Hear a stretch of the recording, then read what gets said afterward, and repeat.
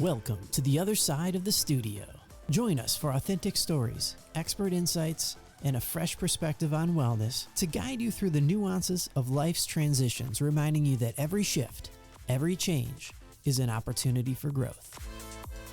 Rooted in the timeless teachings of Pilates, we journey through the 7 pillars of a well-balanced life: spiritual, emotional, physical, sleep health, nutrition, relationships, and financial balance. Are you ready to embrace transitions and live a conscious, strong life? Hosted by speaker, author, retreat guide, and founder of Conscious Strong, Lauren McLaughlin. Dr. Jeffrey Gladden, I am so grateful to have you here. I have to tell you, I've been looking forward to this day for a very long time. We had a conversation. Oh, wow. I have really been looking forward to this. So I just want to welcome you, Dr. Jeffrey Gladden, to the other side of the studio where we talk about all things related to health and well-being outside of the studio, outside of that doctor's office, how we can become our own medicine. And that leads to Wonderful. longevity, right? It's a step. It's definitely a step. You have so much that you, in your story, it's just packed. You're a cardiologist, correct? And you Yes. have founded the Longevity Institute, the Gladden Longevity Institute in Dallas, Texas, Yeah. So correct? So, maybe I can interject myself here for a minute if you'd like. I think the audience might like to know kind of how I made a transition from practicing interventional cardiology into leaving that for longevity medicine, right? I mean, perfect. that's a jump that not everybody takes. And so you're right. I ended up practicing interventional cardiology for 25 years in Dallas, Texas, actually. And I did my training across the country at Temple and Case Western and the University of Colorado. But I went down there in 88 and I ended up doing a lot of things. I loved interventional cardiology, right? I ended up building my own heart group. I had 10 offices. I had 12 doctors. We flew around in a little A36 Bonanza to outlying areas in Southeast Oklahoma and East Texas. I started cath labs. I got involved with medical device companies, started heart attack programs for rural hospitals. I had a real sort of passion, if you will, to bring high quality care to people that otherwise didn't have ready access to it. And so I loved doing all that. And then it ended up with me co-founding what's become a very prominent heart hospital in the north suburb of Dallas in Plano, Texas. It's the heart hospital, Baylor Plano, now Baylor Scott and White. Um, and that was a great project too. And then on medical device companies, I still sit on the board of a couple of those at this point in time. So, but what happened was, everything's going along, but then I got to the point where I was really getting sick. I was tired all the time, no matter if I got a good night's rest or not. I was putting on weight.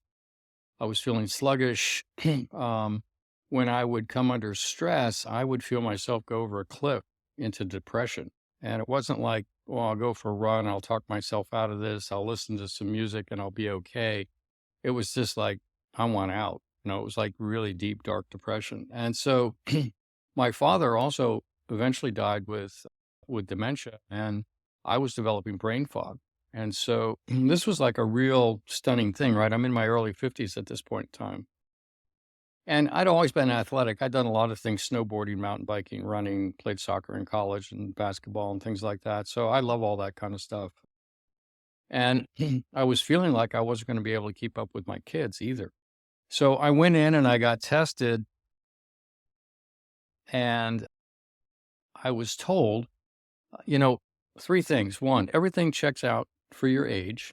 Everything's normal for your age. Number 2, you're just getting older. And number 3, why don't you take an antidepressant? Right? It was Yeah. the most existential moment of my life, right? Yeah. It's like, "Oh my gosh, it's Right. all over," right? I've reached the zenith. It's all downhill from here. And I couldn't make peace with that. I refused to make peace with that. And so that's the point at which I, threw myself into age management medicine, which at that point in time there was starting to be some early buzz about that. Functional medicine, integrative medicine. I went out and got some certifications and did tons of coursework. And really 2.5 years later, I'd cracked the code on every single problem that I had. And, I lost 20 pounds of fat, put on 10 pounds of muscle, weighed what I did in college. When I would come under stress, I wouldn't get depressed. And, I had all kinds of energy. And it was because I had subclinical hypothyroidism, right? My thyroid numbers all look good in the blood, but when we measured with biometric testing, a special kind of testing that looks at what's the thyroid activity level, if you will, in your cells, it showed that I was really quite depleted. And on top of that, genetically, I don't convert inactive thyroid to active thyroid in my brain very efficiently. So that was part of the brain fog too. And then I don't create neurotransmitters genetically in my brain very efficiently either. So once I kind of got on the right supplements, the right combination of active T3 and inactive T4 thyroid, got hormonal replacement, testosterone was low, DHEA was low. All of a sudden it was like, wow, I'm really back. I mean, I feel great. Like, I don't think the kids are going to be able to keep up with me anymore. And that was such a stunning feeling that I started to ask this question, geez, if I can feel this good, I wonder how good I can be, right? I wonder how good I can be. Love it. And that was a big, big moment for me, right? I switched from, it was like, I can no longer do this sick care that I've been doing. We don't have a healthcare system. We have a sick care system, as you well know. We have sick Mhm. insurance. And I said, I'm done. I literally can't do this anymore. I want to go pursue this new avenue of creating health and longevity and youthfulness ultimately for everybody. So that's kind of how that came about. Wonderful story. Thank you so much for sharing that and how you got to where you are today. So, this is a perfect opportunity to share a conversation I had at a class last night. And most of the clients in this particular class are, I would say, late 60s to early 70s, or even some that are a little bit older. And so I started sharing about our discussion today, very intrigued. They all wanted to know. And one in particular said that he said, I told him the 100 is the new 30. And he said, oh my gosh, then I may outlive my financial resources. So I know that that is a whole separate topic, but it is a concern that we are Hmm. living older. We're living, there are, far more centenarians now, obviously, than in times before. So it is a whole nother piece of it. But another client, and I wish I'm going to pull my phone up and just be a little bit because I pulled up all the I'm, articles I'm, and I'm, I'm happy to jump in on that first comment if please you'd do. like. I just published a book. It came out in the first part of September. I think it was late August, early September. It's available on Amazon if you want to check it out. The hardback edition takes a little while to get delivered, but the paperbacks are available pretty readily. And the title is 100 is the New 30. And the subtitle is How Playing the Symphony of Longevity Will Enable Us to Live Young for a Lifetime. So in my journey into optimizing health, which is how it started, and then the concept of longevity, of course, comes along. I started to realize that longevity itself is kind of an abstraction, right? If you look up what does longevity mean in the dictionary, it means long lived or to be around for a long time, right? And yet, when you think about longevity, when you see pictures of people that are 100 or 110 or 120, I look at that and I'm like, you know, that's not exactly what I'm going for, right? So it's not about aging and being 100. It's about staying young, right? Mhm. What do we value about ourselves, right? We value our youth. We value how we look. We value how we think. We value what we can do, how we perform. That's what we really value about ourselves, right? We Mhm. value our wisdom. We value our relationships and spiritual connection, and those all come along and I'll integrate that for you here in a minute. But the point is that it's really, for me, it became more about living young, right? If I die tomorrow, I'm okay with that. I don't have a fear of death. That's not the issue. But what I fear is decline. And I think everybody fears that. So I want to live young. So when you flip the equation into stop thinking about longevity and start thinking about living young today, if you want to be 30 when you're 100, right? You're going to function like a 30-year-old when you're 100 physically, right? Then you need to be functioning like a 30-year-old today, because it's not going to happen in the future if it's not happening now. So one of the biggest messages I can leave with the audience today, and I'll give it to you right this second, is that it's so important to go back in time and think about the age that you would like to be for the rest of your life. So for me, I picked currently 27. And the reason I picked 27 is because I'm going to have a birthday next year. It'll be the start of a new decade. And I'll do that 27 for that decade. I'll do 28 for the next decade and 29 for the next decade. And 100, I'll be 30. So that being said, the power of this is that I wake up 27 every day, right? I wake up 27 every day.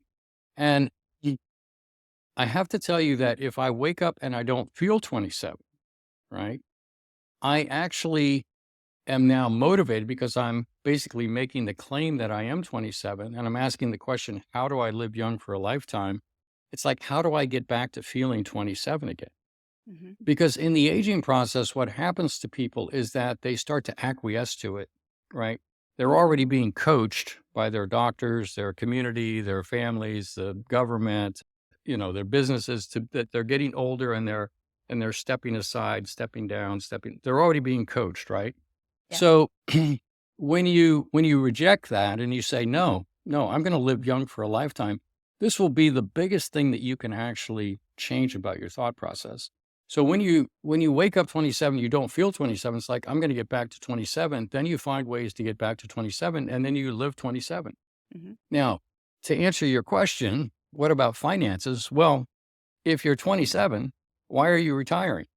Right? Why not Right. start a new business? Why not do new things? Why not create new income? And really for me, the ideal is to, when we really get this right, and I'll talk this through, is to really have a 30-year-old body and a 300-year-old mind, right? Where we garner all the wisdom, all the spiritual connection, all of the insights, all the relationships, right? All the good things that we can do. Now you have a 300-year-old mind and a 30-year-old body. What kind of opportunities does that create for you, right? They're limitless, completely limitless. And your ability to have impact is completely limitless. So if you start with saying, I'm going to pick an age, I'm going to live that age for the rest of my life, then the finances come along because you're creating all the things that go along with that age. So, Absolutely love it. And as you were speaking, so Pilates is my background, and my favorite quote from okay, Joseph Pilates, it's my favorite, and I probably at least cite it once a week, is that if you are flexible and let's see, he would say, if you're 30 and inflexible, you're old. If you are, that's right. he said 70. Now, this is back in the 30s.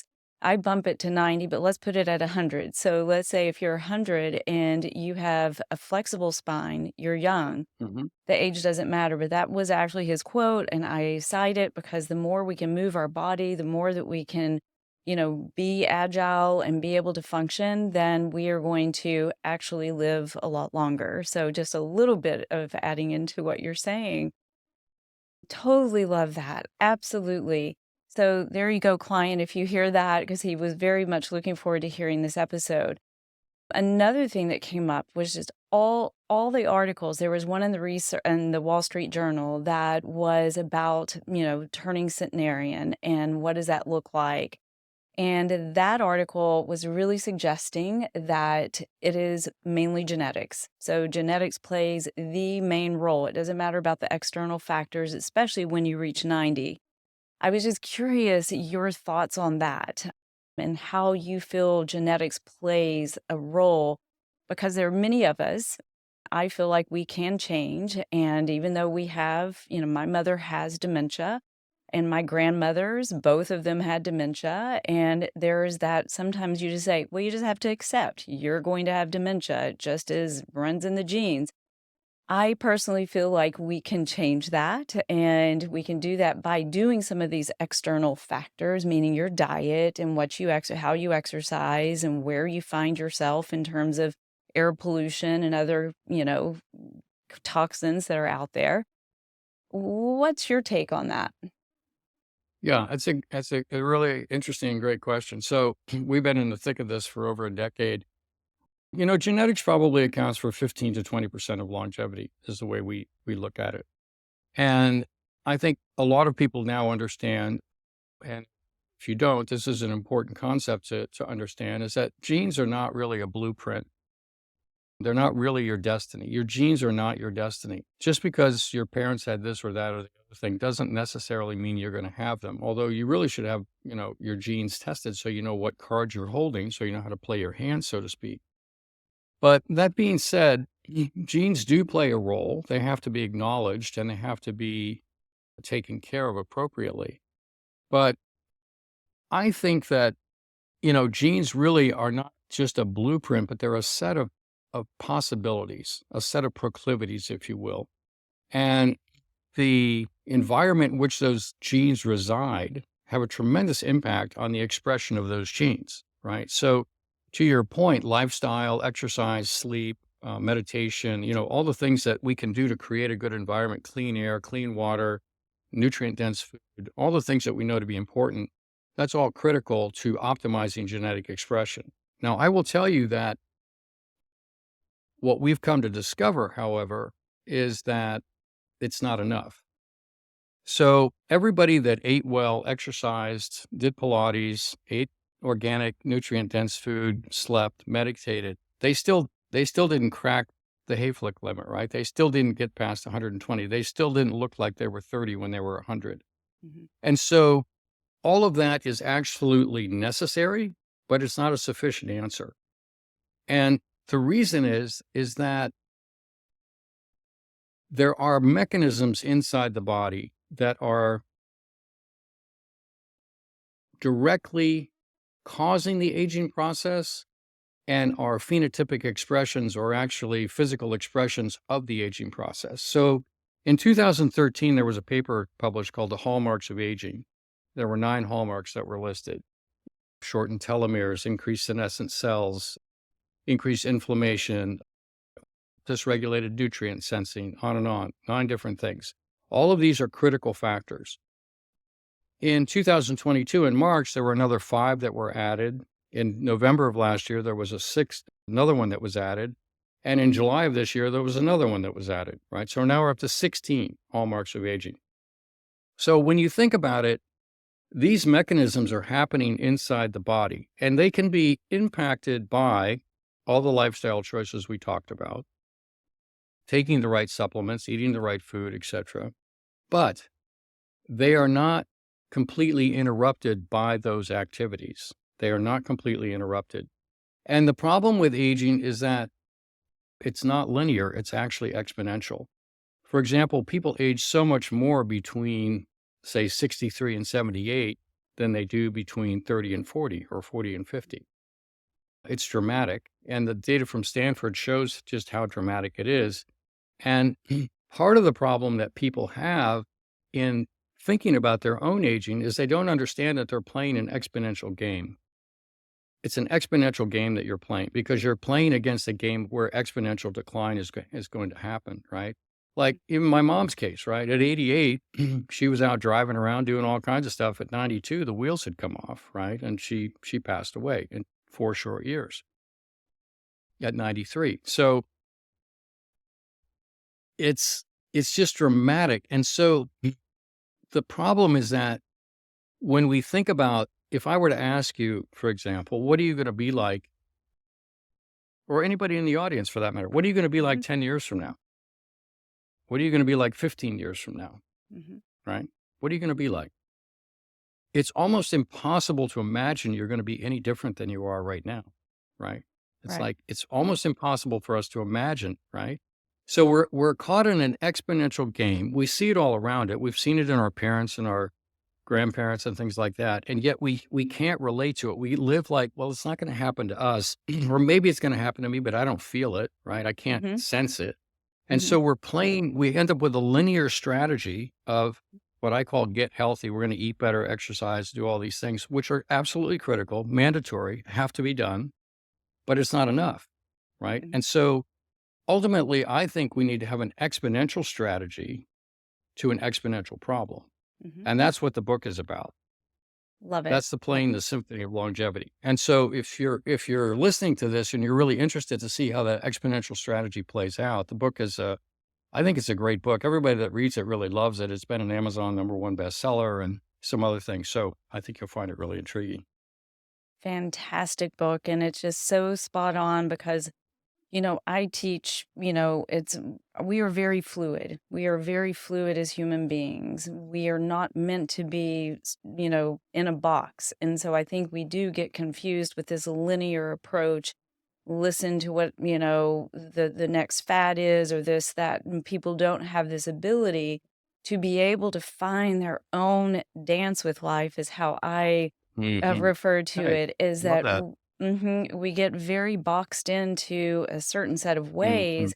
And as I Yeah. share with clients too, this is, you're on the pathway to a very slow death versus it being this very fluid dance with life. And that is what I'm hearing and what you were just sharing with us, Uh, and in what you share in your book, because it is really creating change in your life, which we know change. It's not easy for many people, but change actually, from my perspective, and of course, other sightings that have been shared, that it is very, very beneficial for our brain health, and how it is going to help you adapt to the landscape around you versus it being mhm. trying to, you know, hide from it or to deny that you don't have this exchange with your surroundings. So thank you for sharing that. Yeah. I love your concept of this fluidity in the dance of life or the dance with life. I think both terms are really important, fluidity and dancing, because it's our ability to adapt. It's our ability to expand that creates our ability to live to our fullest potential. So, in the book, I outline 4 areas that have to be addressed in order to have an exponential response to an exponential problem. And there are 4 circles essentially. The first circle is the life energy circle. The second circle is the true longevity circle. The next one is the health circle. And the next one is a performance circle, right? Performance in terms of physical performance, mental performance. Mhm. And what I find is that those circles, if you're just focused on getting healthy, it's part of the response, but it doesn't really impact the whole thing, right? And the Mhm. other thing that I found is that that longevity circle is basically where all those hallmarks of aging reside.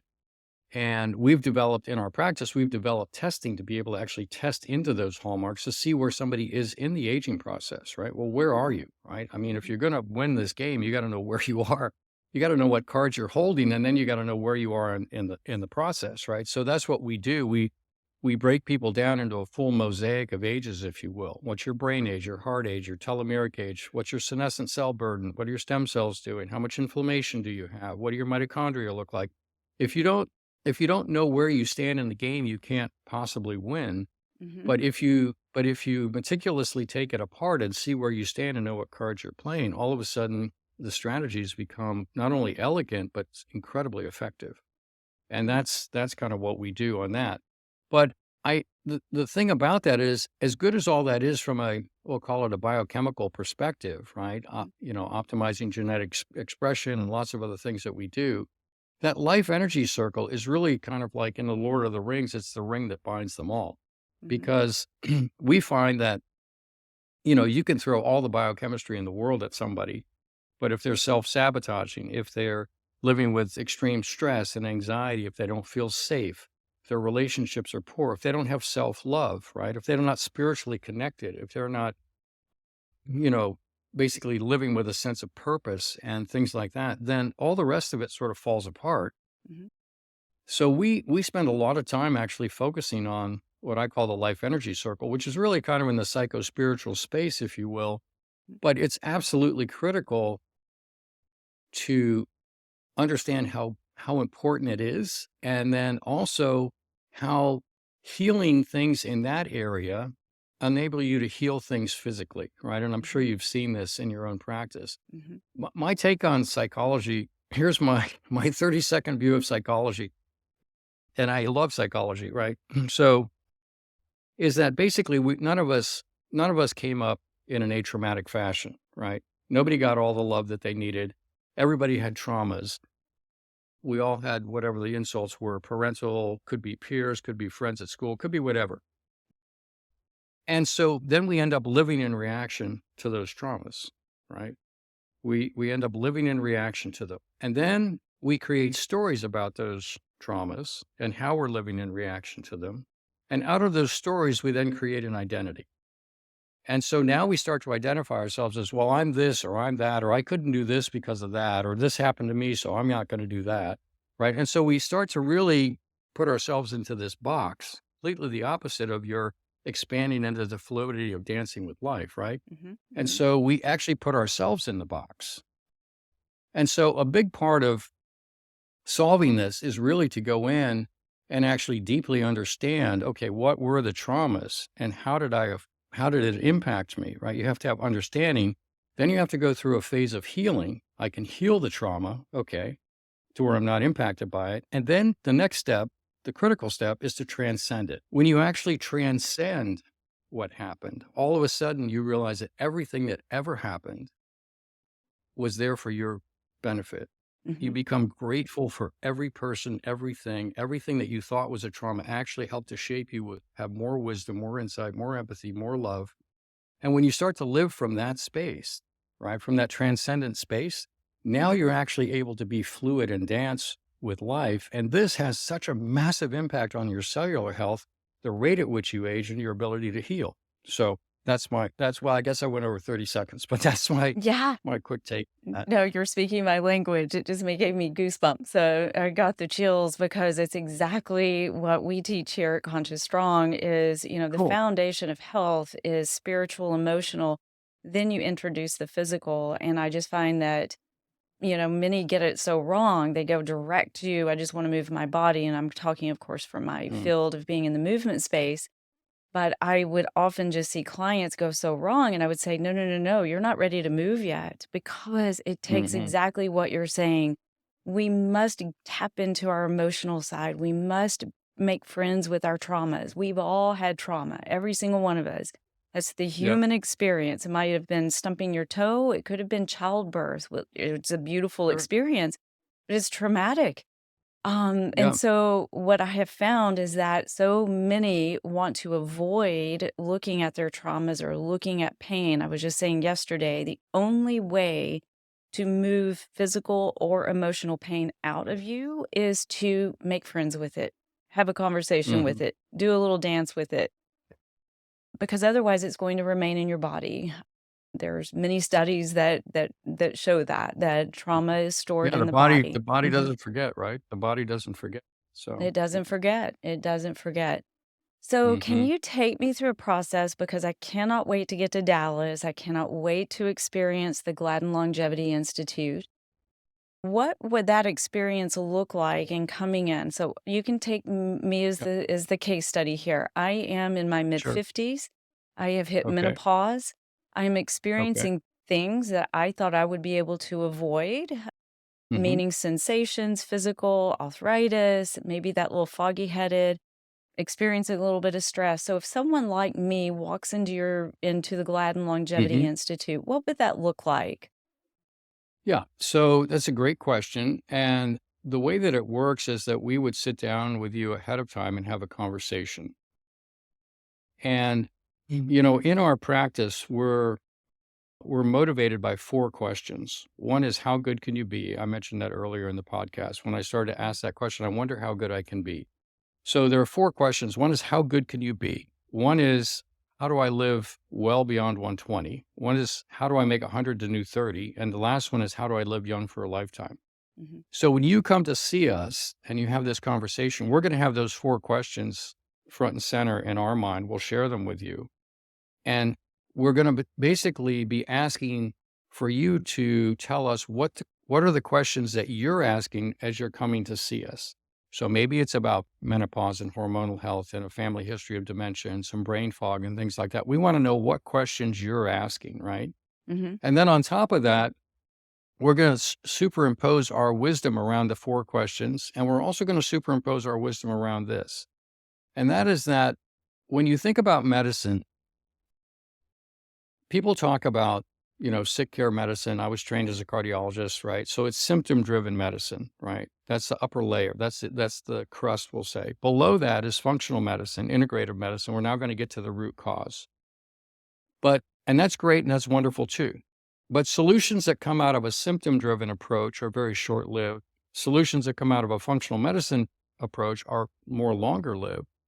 But below symptom-driven and functional medicine approaches is longevity medicine. And longevity medicine is focused on the actual drivers of aging. It's the river, if you will, that you're floating in, that's accelerating towards Niagara Falls, and it's increasing its rate of flow, right? That's the Mhm. Mhm. river of aging.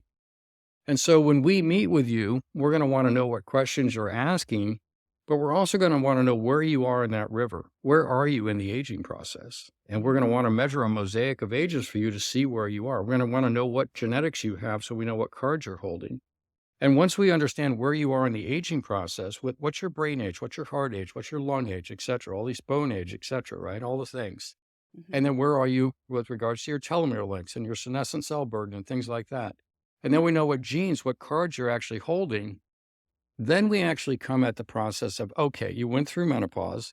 Now, based on everything that we understand about where you are, this is going to be the most elegant approach to not only taking care of your symptoms, but taking care of the root causes and helping you to slow down or reverse the aging process, the river that you're floating downstream in, right? That's our approach. And so that all happens in a conversation. And from that conversation, we then build out a program for you. And each program is fit to the individual, right? We have the concepts remain the same, but the details of the program are different depending on the individual, right? Mhm. And then you would come to Dallas. We need to have you come to Dallas to establish a physician-patient relationship, medical legally. We have to do that. And then from there, you'll be in Dallas for 2 to 3 days, getting lots of testing done, depending on the questions again that you're asking. And then we'll have some results for you on day 2 from day 1 or day 3 from day 1 and 2. We'll get you going on some things, and we'd like you to come back in about 6 or 8 weeks when we have all the data back so we can then put it all on the table and say, okay, here are the cards you're holding. Here's where you are in the aging process. Here's what we're finding about the issues that are chief complaints for you. And we put that all together then into a program of here's how we're going to approach this. And we're going to start with this, and we're going to implement this, this, and this. And it's going to include all the basic things, what you eat, how you sleep, all your exercise. But it's going to go way beyond that because now we're going to be addressing things like gene expression and hormone levels and other things, right? So we're really trying to make you stronger than you've ever been, right? Make your brain sharper than it's ever been, not just kind of get you back to kind of where you were. Our goal is to actually optimize everything. And so then you start down a path of implementing that stuff. And then 3-4 months later, we'll have you come back and do some follow-up testing. We'll adjust the program based on your progress. And then we kind of go forward like that. So that's really the process. We work with a lot of people for a year at a time. And then some people just come in and say, hey, can you fix my knee? Sure. So then we'll work with them for 3 months. But we take this same approach. What caused the knee to be a problem in the first place, right? And we try to take this bigger approach so that people are getting kind of durable responses to the question they're asking, but we're also teeing them up to be able to live young for a lifetime. That is fantastic. And, just again, from the conversation I had at the round table, I'm calling it from last night, is that exactly what you Mm-hmm. said earlier is that it's not about the age. And everyone agreed that it's about living well, is about optimizing life. That's right. So, right. So that you can get through, several in the group had knee replacements. One, she's maybe near 60 and already had both knees replaced. But Mm-hmm. she's functioning far better than she was even before that. So, I Right. think a lot of people, and I hear this often too, is just acceptance that, well, I've reached menopause and oh, I'm just considered now old. So this just comes with the territory. And I'm hearing you say it. I clearly say it on a daily basis is that is not true. That is not true. We have the That's right. ability to make changes, and so much of it starts in the mind. It's the mindset and how 100%. you're approaching it. So, oh, Dr. Gladden, I cannot wait to get to Dallas. I look forward Yeah. to Be being there great. in person. Absolutely. And are there any lasting words? I know everybody, all the listeners, you definitely want to get the book. 100 is the new 30. It's on Amazon. We have it in the On link. We have it Amazon. in Mm-hmm. on Amazon. You can look that up. It's an easy title now to remember because I think that we all would like to reach 100 without going broke. But as you heard Dr. Gladden, and as I shared last night, it was like, well, maybe you go get a job. It was like, oh, Yeah, okay, well, maybe I could go do that. right. Yeah, So we're never too old. We're never too old. I think that's right. And I think, to the group last night, um, you can see that if they just flipped the whole switch into, no, I'm going to live young for the rest of my life, how that would change their conversation. It's like, it's not that I have menopause and I'm old. Okay, I'm 27, I'm 30, I'm 34, whatever age they pick, and I'm going through this. How do I actually get back to 34? You see, it's a completely different question that they're asking. And in life, you only get the answers to the questions that you're asking. Yeah. So if you're asking, how do I make peace with this? How do I get along with this? How do I have enough money to live and go into a retirement center? Those are the answers you're going to get. But if you're asking the question, how do I maintain my youthfulness for the duration? Those are the answers you're going to get. So absolutely critical to frame up the questions that you're asking. That will drive everything for you, quite honestly. So, yeah. And That if people are interested, we have a podcast, the Gladden Longevity Podcast. We have over 200 episodes out, and we go into deep detail on lots of topics and lots of technologies and lots of things related to this whole area, both health, performance, longevity itself, and then the life energy circle. All those circles are addressed inside the podcast. The book does a really nice job of really creating a framework for you to think about longevity. To your point earlier, there are a lot of shiny objects in longevity. Well, this just came out. Well, everybody's got to take this. Everybody needs this diet. Everybody has to do this. Everybody has to do that. What we found is it's not true, right? It's really about what's right for you. And unless you know the cards you're holding and where you are in the aging process and what you're trying to accomplish, every shiny object seems like the right answer until you try it. You realize, well, maybe it's not. So this, getting clarity on that's really important. So the book is a great source.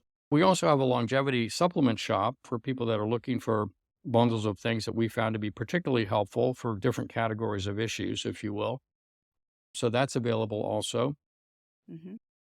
And then if you want to reach out and look at becoming a client, if you'd like to come see us, realizing that you would need to come to Dallas and that sort of thing, then you can reach out via the website, gladdenlongevity.com, and we'll be happy to get back to you and set up a call to give you some information about the practice. But then that's just a reasonably short call, and then you'll talk directly to me once I have some basic information about you, and we can build out a program for you. So Beautiful, beautiful. So revolutionizing healthcare here, really revolutionizing it. And I am just so grateful. And as you share, Dr. Gladden, it truly starts with each of you as an individual. Each and every one of us has a purpose in life.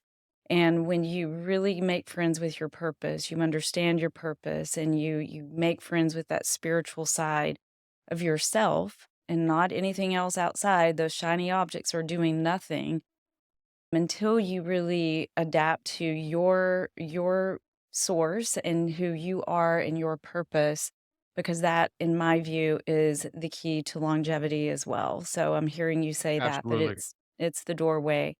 So, Dr. Hmm. Gladden, thank you so much for taking the time to be here today. I'm honored to have you, and Oh, my I pleasure. just encourage everyone to read the listener notes here because we do have all of the links to the book. We have the links to the podcast. Excellent podcast. So if you are wanting to be, 100 but feel 30, check out Dr. Gladden, the Gladden Longevity Institute, where he is revolutionizing healthcare. And it's needed. It is needed. So thank you so Thanks, much, Lauren. listeners. Such a pleasure. Thank you, Dr. Gladden. So grateful.